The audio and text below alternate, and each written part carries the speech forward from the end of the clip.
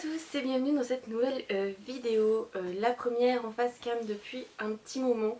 Voilà, vous risquez d'entendre un petit peu gazouiller parce que du coup j'ai ma petite louloute qui est juste là et qui se marre.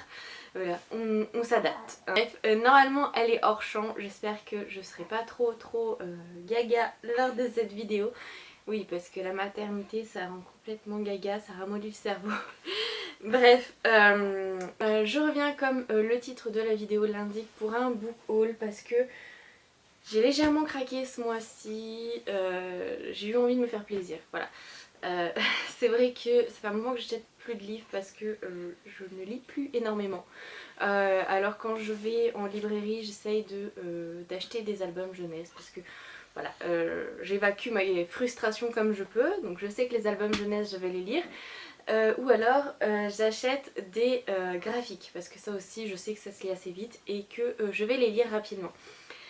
Les romans j'ai un peu plus de difficultés mais là voilà je sais pas pourquoi depuis une semaine j'ai très envie de lire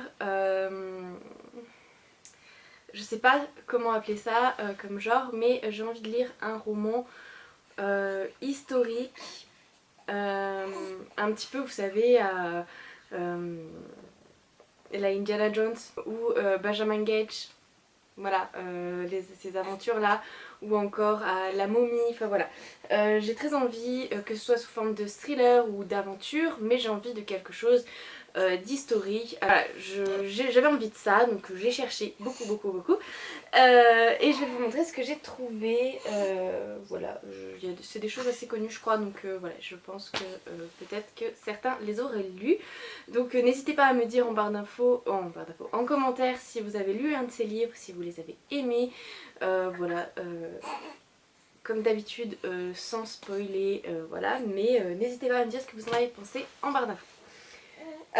Je vais commencer tout de suite parce que je crois que j'ai beaucoup parlé pour cette intro.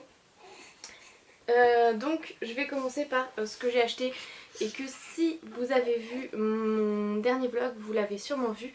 J'ai acheté Anaïs Nin de Léonie Bischkoff, paru aux éditions Casterman. C'est un graphique sur lequel j'ai craqué pour l'illustration. Voilà, je sais pas. J'aime beaucoup voilà, ce crayonnage un petit peu.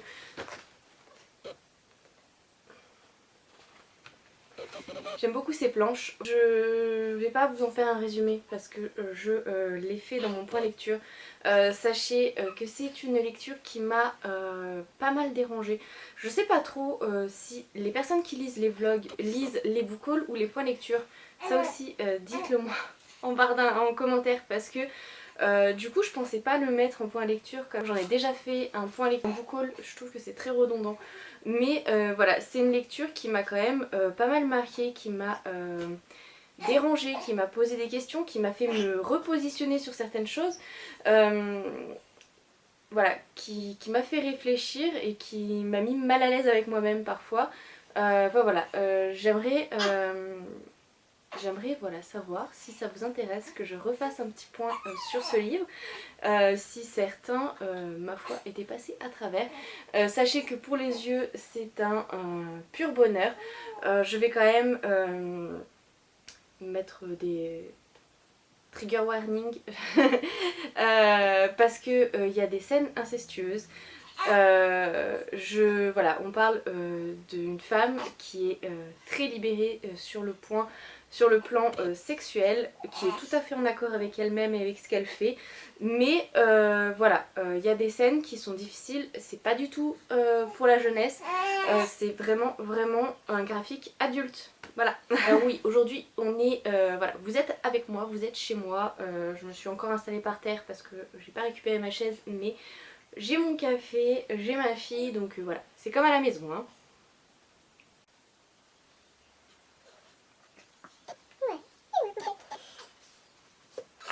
On continue avec les graphiques et cette fois je me suis offert une suite de sagas. J'ai acheté le tome 7 de l'atelier des sorciers de Kamome Shirahama Et à l'heure actuelle, voilà, je suis dans mon week-end à 1000 qui est un week-end catastrophique.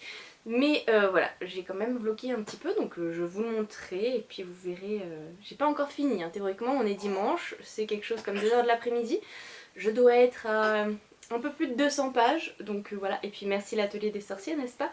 Mais voilà, hein, je savais que ça allait être un petit peu catastrophique. Donc ici on est dans un tome 7, donc je vais pas vous résumer ce tome 7 là, mais sachez qu'on est toujours avec Coco, cette jeune fille qui appartient au monde des humains et qui est amoureuse du monde magique. Car voilà, elle sait que des magiciens peuplent son monde, mais c'est un monde assez secret, assez sélect, puisque si vous n'êtes pas enfin, si vous n'appartenez pas à une famille de sorciers, vous ne pouvez pas prétendre à intégrer une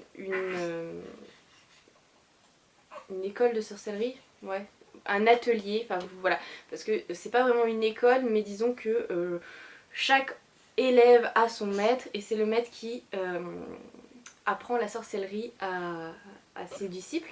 Et en fait, le maître et ses disciples vivent dans un atelier. Donc si vous ne faites pas partie d'une famille de sorciers, vous ne pouvez pas prétendre à devenir un jour magicienne. Mais Coco va un petit peu bouleverser l'ordre des choses puisqu'elle va percer le secret de la magie. Et donc bah voilà, on suit Coco dans son apprentissage plutôt chaotique, hein, puisque bah, elle a tout à apprendre en fait, cette jeune fille, et parfois bah, elle est un petit peu limite avec les règles de la sorcellerie. Donc c'est de quand même, je l'ai même pas dit, mais de Kamome Shirahama, paru aux éditions Pika. Voilà, c'est un beau graphique, c'est une belle histoire, peut-être un petit peu jeunesse, mais moi j'ai beaucoup de plaisir à y retourner parce que les graphiques sont magnifiques et j'adore ça, hein. Moi vous savez que l'une des choses que je demande aux graphiques c'est d'être beau, hein, voilà. C'est peut-être un petit peu bête, mais voilà, c'est comme ça qu'on m'attire en tout cas. Et là je suis très sensible du coup aux illustrations. Et j'adore. Ensuite, on continue avec de la fantasy, mais là, et puis toujours jeunesse, mais cette fois dans un roman. Et puis pour moi, c'est ce que j'appellerais un classique de la fantasy, parce que Pierre Bottero fait partie de ces grands noms de la fantasy. Je vous l'ai déjà dit, donc j'ai découvert La Quête des Willan, pas l'année dernière il me semble, l'année dernière ou l'année d'avant, je ne sais plus. Donc voilà, j'ai beaucoup regretté de ne pas avoir lu cet auteur autant de ma jeunesse, d'autrefois. Je dirais quand j'étais au collège, ouais, un petit peu aux alentours de quand j'ai découvert Harry Potter, parce que c'est vraiment très bon, voilà, c'est très jeunesse.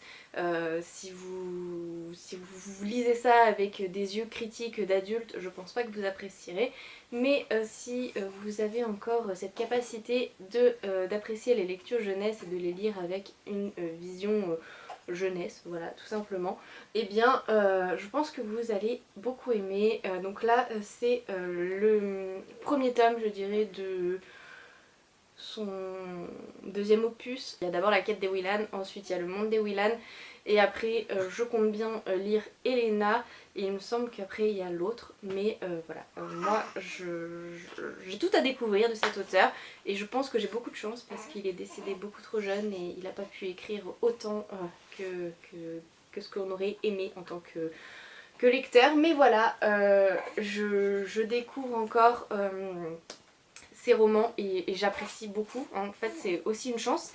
Mais voilà, du coup je me suis offert le tome 1 du Monde des Willan, donc c'est La Forêt des Captifs, et moi je l'ai pris aux éditions Rajo parce que j'ai La Quête des Willan aux éditions Rajo, et j'aimerais bien que ça aille plutôt bien ensemble. Voilà, donc ici j'espère suivre une Newillan un petit peu plus mature, peut-être un peu plus vieille, qui a pris un peu plus possession de ses pouvoirs. Et pour ceux qui ne le savent pas, ici on est dans une pratique de la magie où la magie en fait est régie par l'imaginaire. Alors ici la magie s'utilise avec le dessin et ici c'est l'imaginaire, il suffit d'imaginer les choses pour pouvoir les matérialiser si vous voulez. Enfin voilà, je sais pas trop comment expliquer. Mais voilà, c'est l'imaginaire qui vous donne le pouvoir et c'est vraiment très très bien et j'adore aussi cette façon d'exploiter l'univers magique parce que pour moi l'imaginaire c'est effectivement un don incroyable. Si vous avez cette capacité à imaginer, enfin vous plonger dans l'imaginaire, à imaginer des mondes, enfin les auteurs qui imaginent des univers de fantasy comme ça de fou, enfin moi je suis en admiration et je trouve que bah, pour un enfant, pour un ado, ça peut facilement être un monde exutoire, voilà, tout simplement, ou si bah, c'est un petit peu difficile au collège ou au lycée, hein, même en grandissant, et eh bien voilà, il peut tout à fait se réfugier dans un monde imaginaire. Et celui-ci, je pense le lire pour le mois de la fantaisie. Parce que mai arrive à grands pas, donc voilà, j'avais envie. Ensuite, et ça n'a rien à voir, j'ai craqué sur. Enfin, non, j'ai même pas craqué. Disons que j'avais envie d'avoir enfin j'avais envie d'avoir de la romance dans ma pile à lire. C'est pas un genre que je lis énormément, donc j'en ai pas d'avance. Et le dernier que j'ai acheté, bah, c'est ma romance de Noël. Et avant ça, j'avais acheté un Brittany Cherry. C'est... je me souviens même plus. Enfin bref, j'avais acheté ça que j'avais lu au printemps dernier. Et voilà, il y a des passages comme ça où pour moi, ça se prête bien à la romance. Et du coup voilà, je cherchais un livre de Morgane Moncombe parce que tout le monde est en train de lire son dernier. Il me semble pas tout le monde, non. Pas tout le monde est en train de le lire, mais disons que je vois beaucoup passer son dernier. Et du coup, beaucoup disent que c'est une très très bonne autrice, je sais jamais comment on dit, enfin bref. Elle écrit de très bonnes romances et donc j'ai eu envie de la découvrir, tout comme Brittany Cherry l'année dernière. Donc voilà, j'ai choisi Viens on s'aime, donc de Morgane Moncombe, paru aux éditions, là c'est Hugo Poche, dans leur collection New Romance. Et c'est écrit l'amour fleurit parfois là où on ne l'attend pas. Et donc voilà, j'ai pas lu le résumé. La seule chose que je lui demande c'est de ne pas être trop cucu gnangnan. Voilà, j'aime bien les romances comme le Brittany Cherry où il n'y a pas que ça. J'ai beaucoup aimé Hopeless de Colleen Hoover. Voilà, j'ai vraiment beaucoup aimé ce livre parce que ben voilà, c'est une romance, mais il y a un truc, il y a aux alentours du 3/4 du livre, il y a un truc qui vous retourne tout le roman, qui vous retourne tout le cerveau, et ça j'aime beaucoup. Donc j'espère y trouver ça aussi dedans. Et du coup c'est ce qui fait aussi que bah, je lis et je mange le bouquin sans m'en rendre. Et ensuite je vous l'ai dit, hein, ce que je cherchais surtout, je pense que c'est ce que je vais lire le mois prochain. Parce que voilà, là j'avais envie de retrouver Les Gardiens des Cités Perdues et je me suis plongée dedans. Et là j'ai très envie de lire de romans, comme je vous dis, sur bah, des parties d'histoire. Et donc je ne connais pas du tout l'auteur et pourtant il est très connu dans son univers littéraire, donc c'est Christian Jack. Le procès de la momie, je l'ai pris aux éditions Pocket, alors j'aime pas trop la couverture mais on s'en fiche. Là pour le coup c'est pas du tout ce que je lui demande au roman, c'est pas d'être jolie. Donc apparemment, alors c'est en 1821, un explorateur va découvrir une momie et il va décider bah de la découvrir en public et alors je sais pas comment on appelle ça. Il va organiser un débandlettage, je savais même pas que ça pouvait exister ce mot, en public. Voilà. Et son assemblée va être irrespectueux et va se moquer un petit peu de ce qui va se passer. Et donc le lendemain matin, la momie a disparu et bien, ces personnes qui ont manqué de respect à cette momie vont tout simplement être tuées. voilà, et c'est un petit peu tout ce que j'en sais. J'ai hâte, voilà, tout simplement de me plonger dedans parce que, comme je vous dis, c'est un auteur que je ne connais absolument pas. Pourtant qui a fait une flopée de livres sur l'Égypte. Et ma belle-mère les a adorés, elle adore l'Égypte et elle a adoré ces livres de cet auteur. Donc j'espère que ça va me plaire et comme je vous le dis de toute façon, je pense me plonger rapidement là-dedans. Et du coup pour terminer, je me suis offert, et là c'est quelque chose qui m'intéresse beaucoup mais dont je ne sais absolument rien. Je me suis offert Carnaval de Ré Célestin, donc paru aux éditions 10-18. Là on est en 1919, en pleine Nouvelle-Orléans, et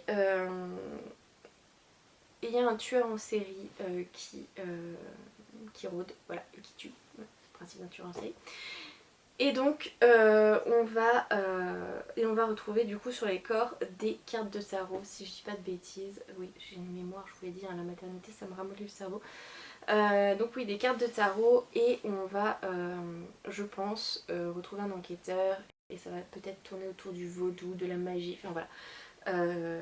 J'adore la Nouvelle-Orléans, c'est une région des États-Unis où j'aimerais aller. Voilà, je suis très attirée par un petit peu mystérieux, magique, enfin voilà. Ça me plaît énormément, et donc voilà, j'ai hâte. J'ai jamais lu de livre comme ça et j'ai très hâte. Et du coup pour terminer, bien, je me suis offert le tome 4 de la saga Département V de Jussi Alder Olsen, donc l'effet papillon. Donc moi je fais la collection en livre de poche, et là c'est... j'ai pas lu le résumé, donc c'est une saga que j'aime énormément. Et c'est un petit peu le genre de saga qui me tire de panne de lecture, vous voyez. C'est assez page turner, moi je me plonge là-dedans et je les dévore, ces livres de Jussi Alder Olsen. Donc voilà, j'ai toujours envie d'en avoir un dans ma palle, donc ça sera celui-ci.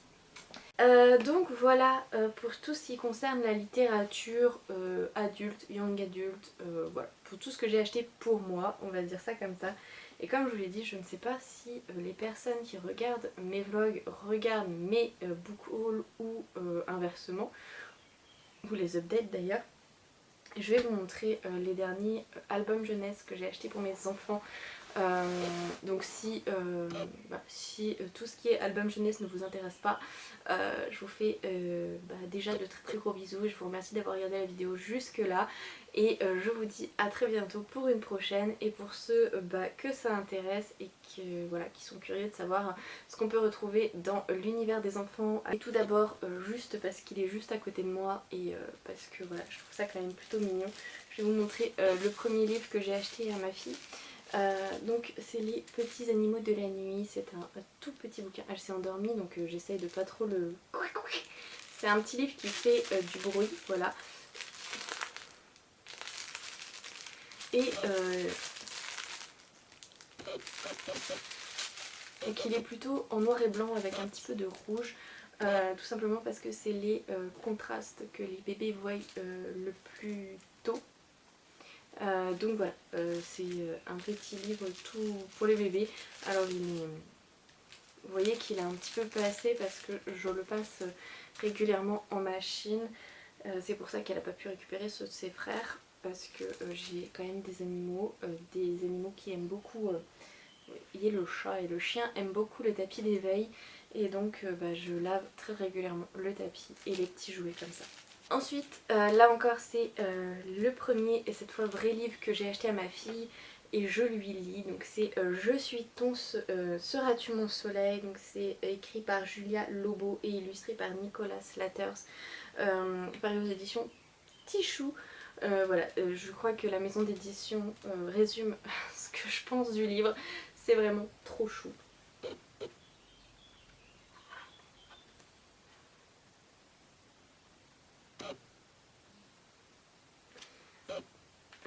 Donc voilà, ici on suit une petite souris qui en gros demande à sa maman si elle seras-tu mon soleil quand le temps sera froid.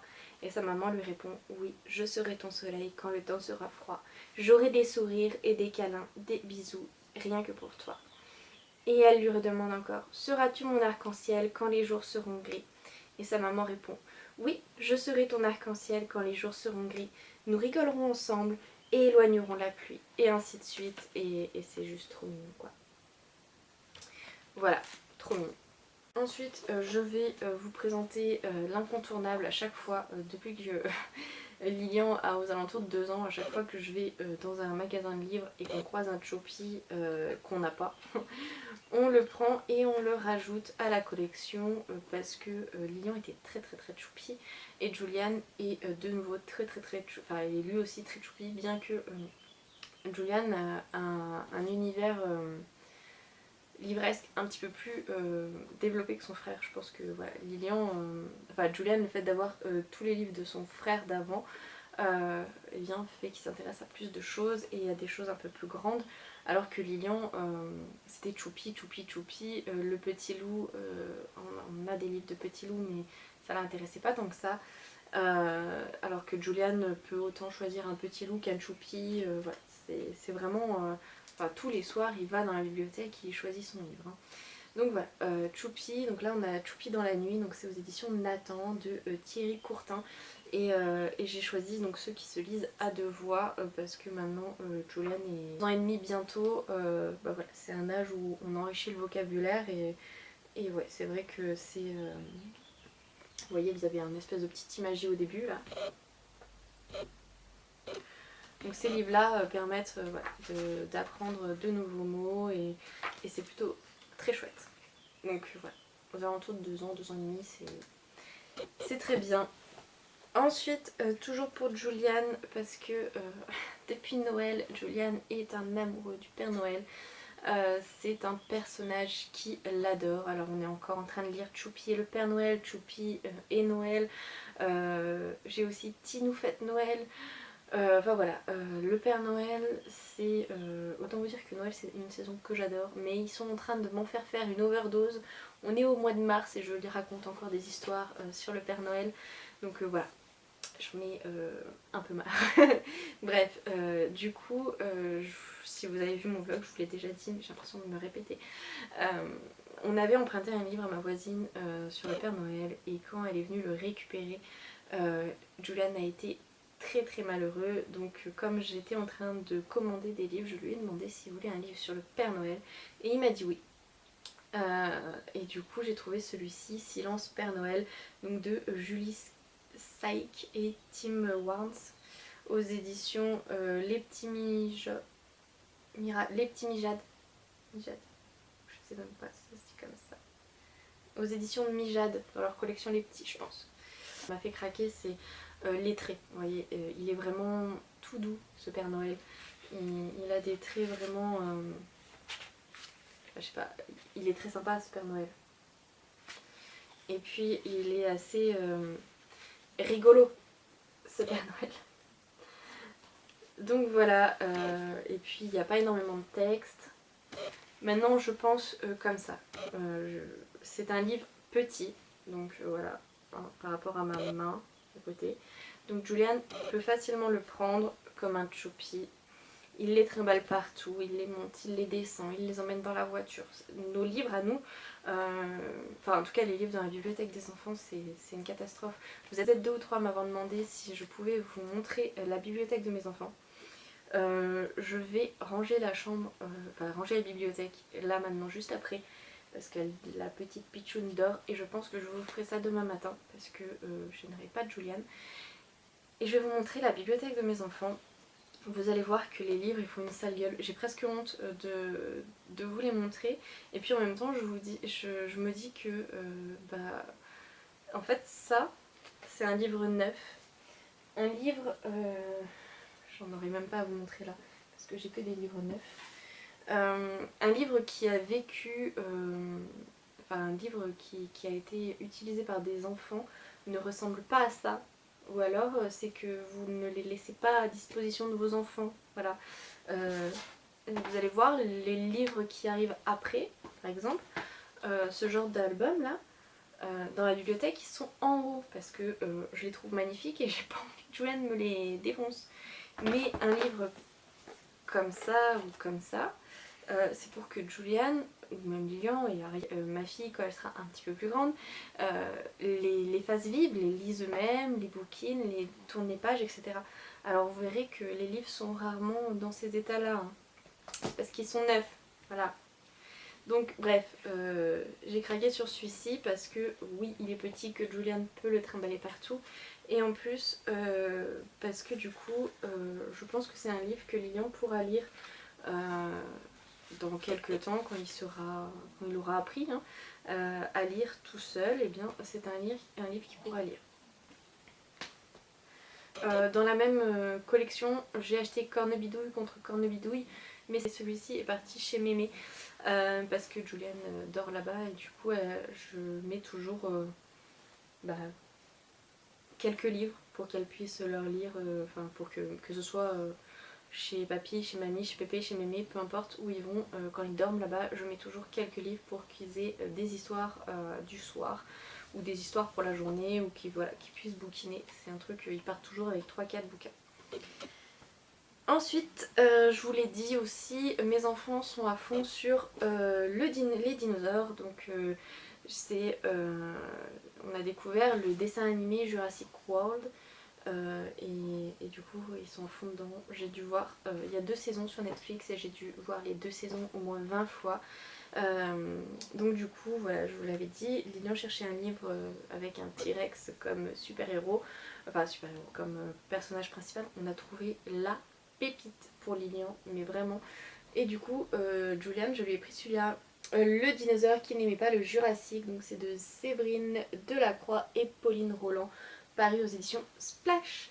Voilà, là on va suivre un petit dino qui n'a pas sa place, enfin, qui ne trouve pas sa place dans le Jurassique, puisque c'est un univers quand même assez... c'était une époque très dangereuse. Et donc il va chercher une époque un petit peu plus sûre où il ferait bon vivre pour un dinosaure. Voilà, donc je vous en dis pas plus, c'est très rigolo, c'est très mignon. Je vais vous montrer un petit peu les illustrations.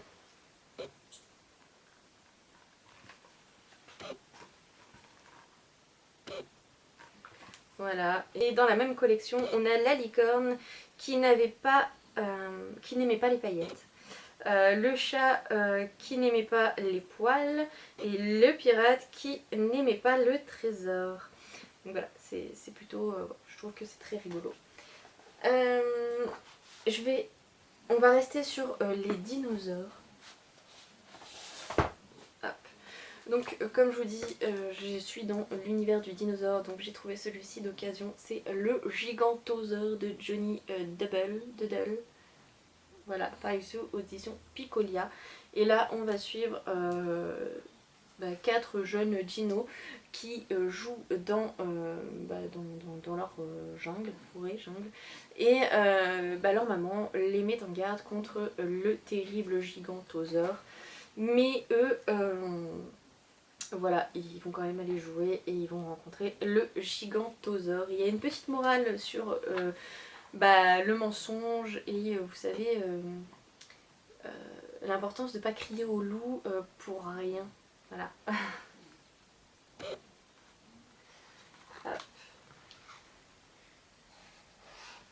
J'espère que vous verrez bien les planches parce que j'ai pas envie de faire des close-up.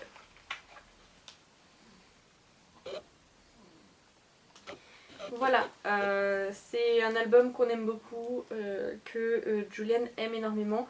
Lilian un peu moins, mais il faut dire qu'on a trouvé celui-ci. Donc je vais vous refaire ma petite histoire. Quand je suis allée en librairie, Lilian me réclamait donc un livre sur les T-Rex. Et au final, quand on est arrivé là-bas, il y avait des livres sur les pirates mis en avant et il m'a demandé un livre sur les pirates. Alors je lui ai dit ok, tu choisiras un livre sur les pirates, mais d'abord, en fait on est venu pour ça, pour chercher une histoire sur les T-Rex. Enfin en tout cas une histoire avec un T-Rex comme personnage principal.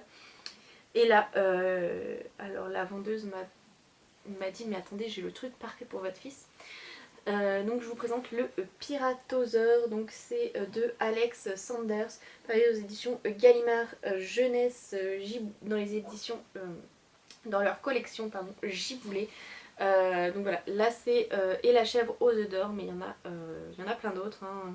Il y en a déjà 14 là derrière, donc voilà, on suit un T-Rex qui est aussi un pirate et qui se retrouve sans un sou. Et donc ils vont décider d'aller voler la chèvre aux œufs d'or d'un ogre. Et voilà, les illustrations sont assez chouettes.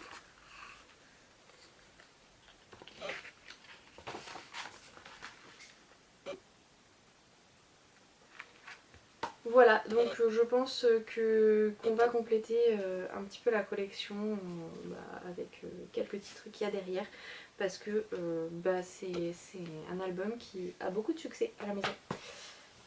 Ensuite, je vais vous montrer un autre album qui m'a fait complètement craquer parce que là, les trois qui restent, c'est moi qui ai craqué dessus et j'ai bien fait parce que finalement, j'arrête pas de les lire à mes enfants. Donc c'est Au bois dormant, je vous l'ai déjà montré. Donc c'est le texte de Karen Jansen et illustré par Marc Boutavant. Voilà, aux éditions Kaléidoscope. Et ici on va suivre une jeune fille et son chien qui vont page après page aller dire bonne nuit aux animaux de la forêt. Voilà, c'est très très mignon, très onirique. Les planches sont vraiment très belles. Voilà.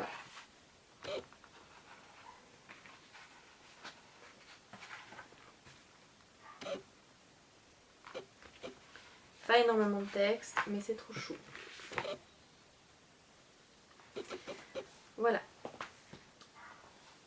Ensuite, j'ai craqué sur... Alors celui-ci j'ai craqué dessus deux fois pour tout vous dire. La première fois c'était pour l'anniversaire d'une petite fille. Voilà, et finalement j'ai tellement regretté de ne pas l'avoir acheté pour mes enfants aussi que quand je l'ai vu je l'ai repris, voilà tout simplement. Donc c'est Il était une fois Le Feu des Dragons, donc c'est de Béatrice Blue, paru aux éditions Little Urban. Voilà, les couleurs quoi. Donc ici on va suivre un frère et une sœur qui ont une passion pour les livres et pour les histoires et surtout les histoires de dragons. Ils ont lu énormément d'histoires de dragons. Pour eux c'est des bêtes sauvages qui crachent du feu et qui plongent les villages dans un froid glacial. Et un jour va arriver un froid glacial dans leur village. Et ils vont se dire que c'est la faute d'un dragon. Ils vont partir à sa recherche et on se rend compte que finalement les dragons ne sont pas du tout comme ce qu'on leur avait raconté dans les livres et c'est trop mignon, c'est très touchant, il y a une belle morale à la fin. Voilà, je vous montre un peu les planches.